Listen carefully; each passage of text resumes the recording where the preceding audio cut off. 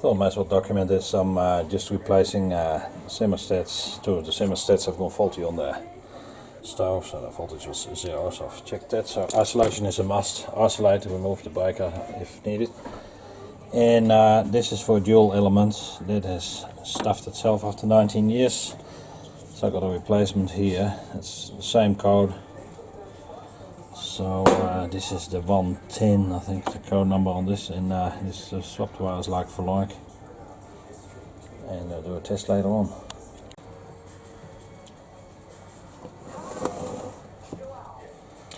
That thing is, when you take these apart, they do them wire for wire. So I've tested it's de-energized. Hold the device in the right position and then swap the wires over one at a time. I'll probably need another grabber for that. Stand by. I'll just pull the wires off one at a time. It's the same switch, same layout. These pins can be a pain to get off sometimes.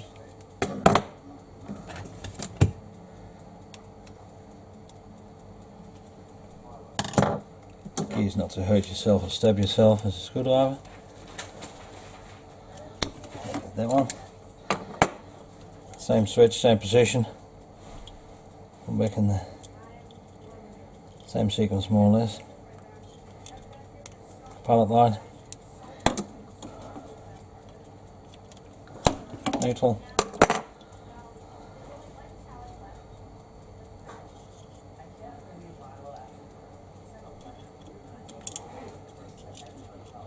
Maybe a bit fiddly, but it's not too bad. Neutral on the corner.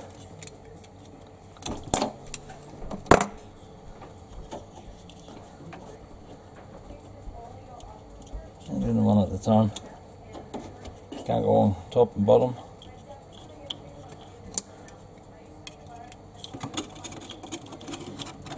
These switches, thermostats, they cost about 20 bucks or so. They're about, the dual one is about $45. NZ, so about $30 US. And the thermostat switch got a bimetallic device in it, which controls the on-off ratio of your element.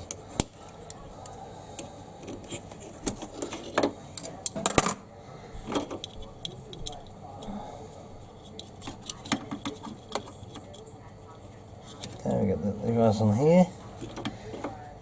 One more to go. Check the orientation again. A lot of these have little bridge kits on them.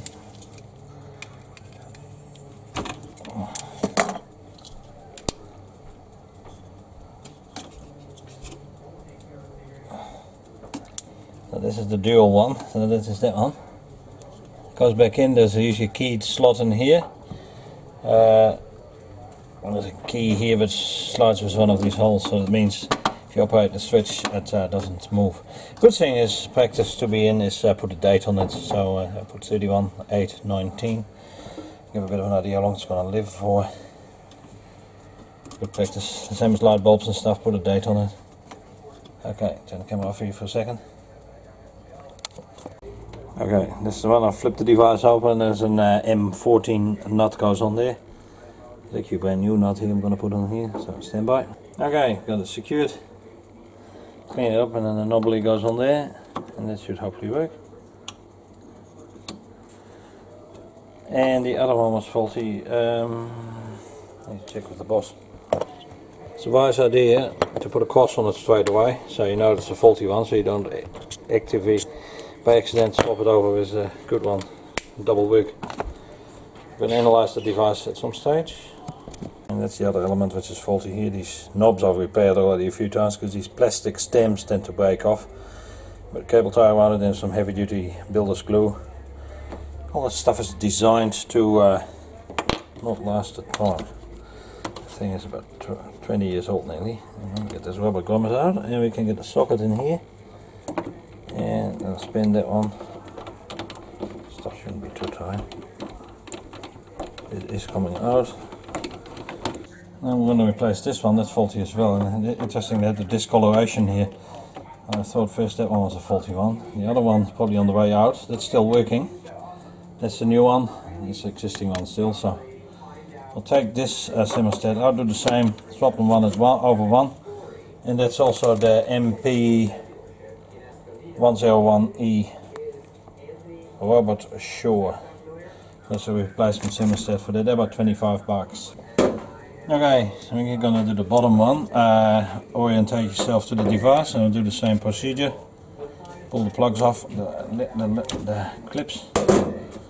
Same procedure, goes there. 2 neutrals.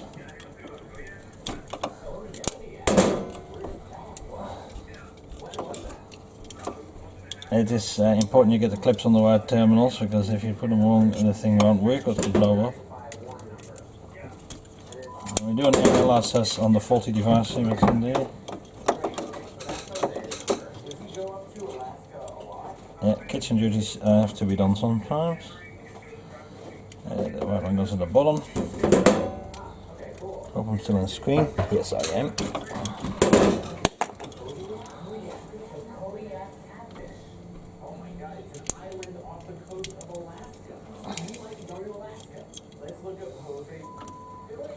One more to go, that's the brown active, which goes on the bottom termination here. And then get a smoke test and see if the device works. Let's hope it works. Should do. Again, practice is put a date on the 310819. And check when you put this in, the wires are not getting trapped. Put it in the keyed slot and it's in position. Okay, we're gonna flip it over and put the M14 nut in there. Let me get it all back into service. Can be a bit fiddly sometimes to get these things in play.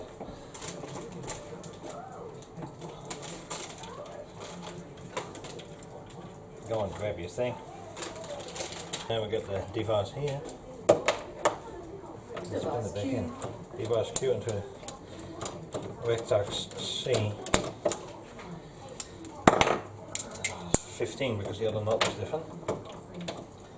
Cool. And look underneath here. Okay, they're all in.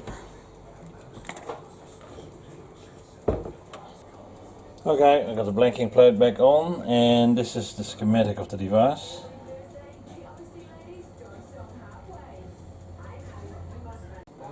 Okay, clean it up as best as I can. Now I'll put the device back in, and I'm going to give it a test, see if it works.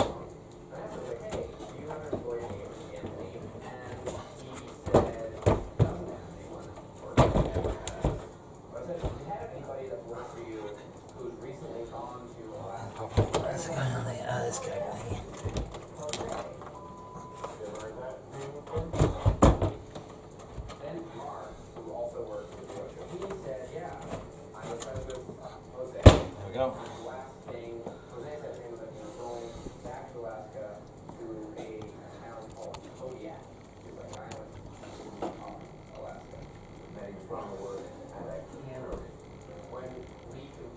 Grommet back in and the button's on. And we're going to do the energization, see what happens. Energize device.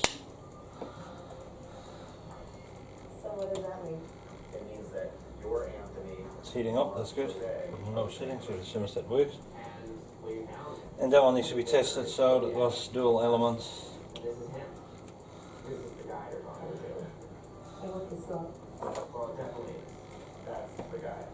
You can see the glow on it. Oh, yeah, it's glowing.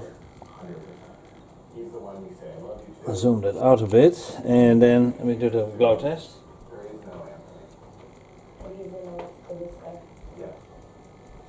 Okay, I'm going to open this device up here. I'll crack it already on one side and have a look inside, see what we can find in here. Something that failed in here, obviously. Oh, yeah.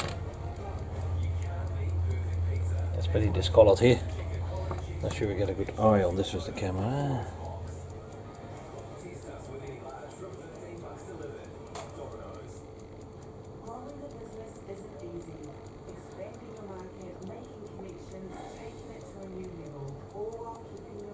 Which one is this? This is the 101, so you got a cam.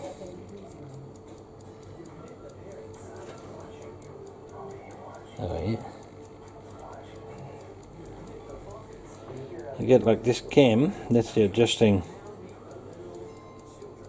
the toggle point of this particular bimetallic strip. This one was jammed on, so I'm not sure if you really can see it. Well, I hope it's visible, but this is the double one. There's another piece of stuff in here too, I don't know what that is. That was sitting on top there. You got the cam here, the cam adjusts the height, which controls the actual toggle point of the switch. You see the contact close and open. Just check if it's in focus. Can I see any? I can't see bug all actually. Oh yeah, it might be in there. And that controls the on-off ratio for the heating elements. The same on this one. So the high mileage devices, they've been in there for 20 years. Click. Click, and by adjusting the angle on here by means of that cam, you get a different well, temperature. This heats up, that's bimetallic material. This takes longer or shorter for the thing to switch on and off, and hence control the element. And this is even an adjust calibration screw as well. You can even toggle that if you have to. Yeah, so that are the internal parts of a thermostat more or less. I've seen other versions, they have like a little heating element in them with a filament wire around it, and that does the same. But the whole idea of a thermostat is it controls the on-off ratio from a hot water element. So that's one was the MOP110EN Westinghouse, and the other one is the MP101. That's a single control element. You can see a bit of heating reflected into the casing. So yeah, that's that. Thanks for watching, and yeah, just somebody who has to do a repair on an oven or a stove, and these things are available from the electrical wholesaler. If you're a trade like me, an electrician, you can get some discount as well, but those things do fail. You don't have to throw the stove away while you have a couple of these gone faulty. Okay, cheers.